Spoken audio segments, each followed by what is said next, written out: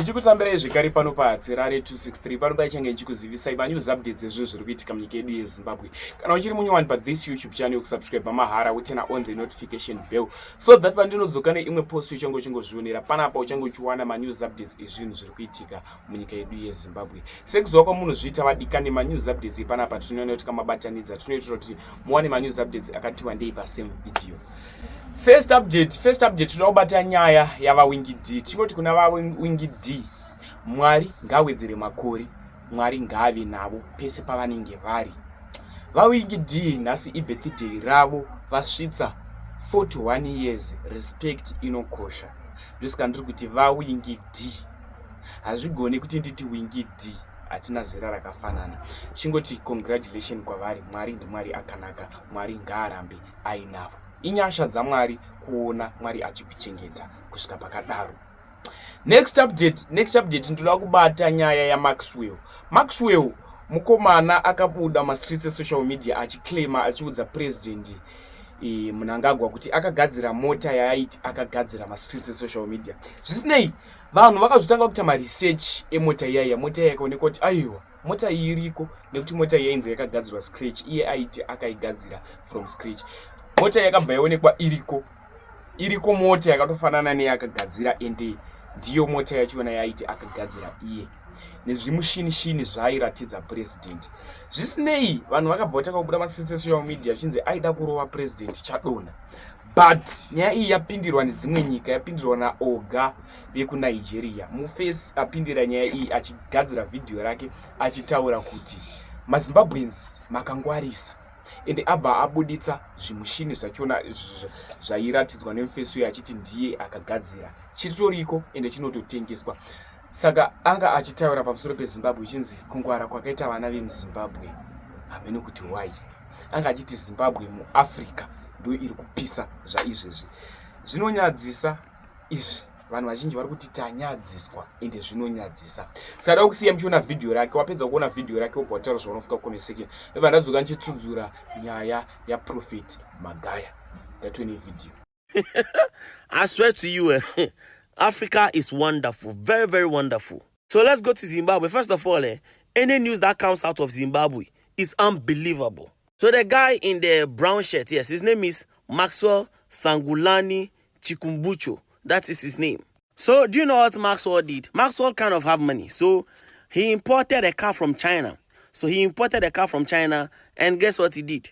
So Maxwell drove the imported car to the state house and asked to see the president. And when the president came out, he told the president that he has invented the car and that this is his invention. So he showed the president an imported car claiming that he invented the car. And as you can see, the president was proud, saying, okay, one of my own citizens invented something nice like this. The president and everybody around him, I don't know whether they don't know models of cars, because I don't know how this guy was able to tweak all of them like that.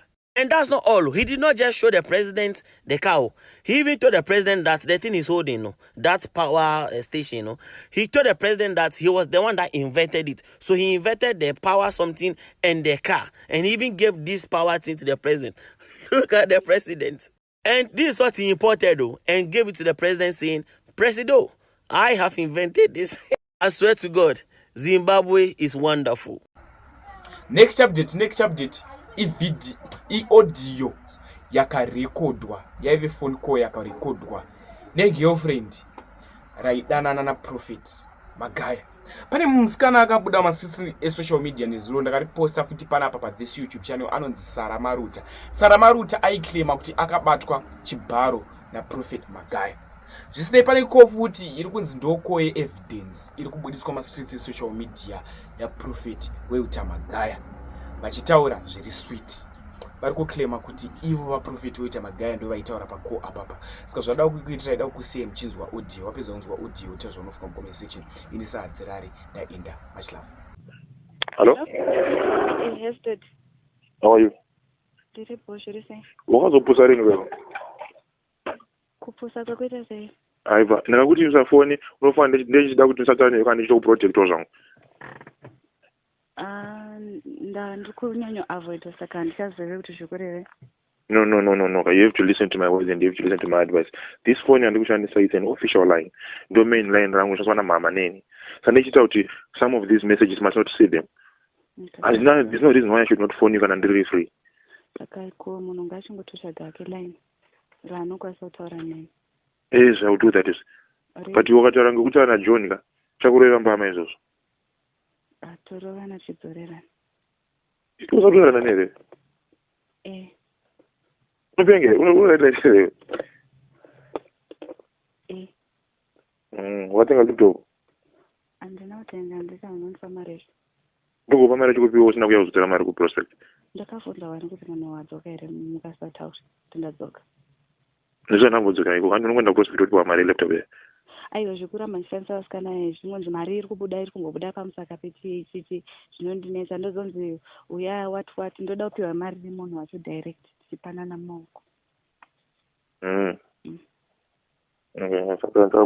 Apa ndadzoka kuprospect ma45 unokwenda kupedza chikoro ngwai? Ndopedza na5. Kana bva kuchikoro vaya kuprospect. Okay. Nyaya ndakataurirana yekunzi munhu uri kuda mota kudarika munhu zvikureve. Ndakafila ndozvakati ndifile. Kwenini ndiri kuidhinwa ndofila sei? Kuidhinwa kupi? Kusangotaurwa because ma5 days munhu ndiaiinitiata kutotaura tese nyaya. Izvezvi ndikasafona munhu afoni ndonzi ndiri busy. Ipapo munhu angasiri busy sei? Why should we talk this over again and again and again? Alright, ndakusuwa. No, ndakusuwa. Ndakakuudza kuti wakazota respect, it pushes me away. Okay, ndakusuwa did. Good. Usatanga kuteera ne advice yako. Ndakusuwa did. Ndazvinzwa uri kupi? Ndokuchikoro. Uri sei? Kuchikoro kuripo. Handisi kuconcentrate because ndikufunga. Udashakumba leyo. Sure, udakashakumba kadikidikso. Tichirova sei? I don't mind kurohwa wangu andabasa nazvo. Kuti unoda munhu wacho. No, sure. Yes, I did not put on a message when you did I said I felt it. And I did not dispute it, I felt it. Only problem that is you are like whether you change today, you respect me tomorrow, you change today, you respect me tomorrow. I want you to work on that. We were talking nice yesterday, we were discussing nice yesterday, now so we need to iron out through this. What is that type of a message? Problem kana shida munhu akakumbina wani unotoita hashi. No, you need to control your temper. That's your biggest problem. I want to tell you, I wasn't writing nasty message last week, and you used me because I'm underprivileged. What was that? Saka munhu akasaka alright munhu akakuronza ndiri kutengera mota akasakutengera mota zvoreve. You only for I'm going to take a motor. Tozviziva saka I can afford to buy. The reason why I'm not buying you that car is your character. My character? Yekuita sei? Yekutaura iyoyo. Aiwa mota iyoyo yakutozvitenga wikrini.